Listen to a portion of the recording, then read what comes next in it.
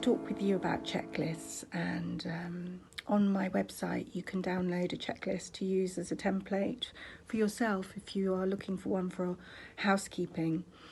I've gone through many journeys with checklists. Sometimes you can think that they're just too annoying and they just get in the way, and it stops you from doing your real job because it takes time to tick the boxes. However, I have developed ways in which I think that a checklist can work, and how I would like to share that with you is that a checklist should have on it things that your customer wants you to do that are critical to your client's life journey. So, for example, some clients of mine, the floors are the most important thing in the house, and if you don't get them absolutely spotless, they will be dissatisfied. Whereas for me, in my home, my inside windows and window frames are really essential that they have been done beautifully, because it's where it's important to me and my personal history that when I look outside to the light, that I can see clarity. And if I have little lumps or bird shit on the window, or if I have smudges and smears or a bit of mold, that blocks my sense of happiness in my own home. But your clients will have certain things that are important to them based on their personal life story.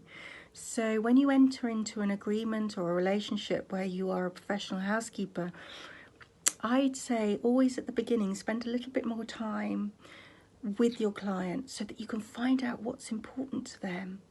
And often they aren't even that conscious of it, but when you go into each room, what I do is I prompt my client and say, well, look, you've got that beautiful dress, obviously that would look lovely with beeswax, polish.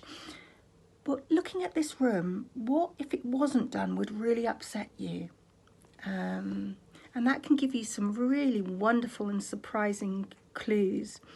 A client of mine, she will always go and check under the cushions of the sofa to make sure that it had been hoovered underneath, and that for her is more important than anything. So those sort of things need to be at the top of your checklist, and it's what I would call critical. So I like to have my critical list in a room, which is what is client critical, that they are done. And then what I do is I have my essential list, which are things that are important given that home, like maybe if they've got dogs, the floor to be hoovered very thoroughly and mopped is really important to a lot of people who have pets. And then I have my list of nice added value. So even if the nice added value are things that are really critical to me and the way I clean, I have to let that go and prioritise what is client critical. So I hope that helps you and gives consistency and happiness to your clients. I think checklists are useful because when we're cleaning a home, even if it's just a 2-hour clean, there are hundreds and hundreds of tasks we do. So, for example, like in hospitals, part of their patient safety program, they log medications and treatments. And it's important that that's logged so that, you don't go and give double the medication or under the medication, which is critical to that patient's life.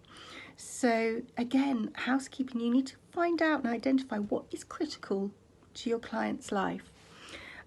Pilots, they will have a reference and a checklist and tick boxes of things they have to check before takeoff to ensure that the aircraft is accurately configured and can make that journey safely with all those hundreds of people on board.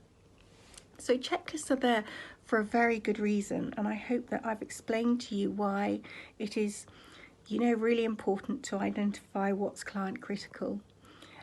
Please download, there'll be a link on this blog that you can download a checklist, and you can identify from that checklist what's critical or not applicable to you.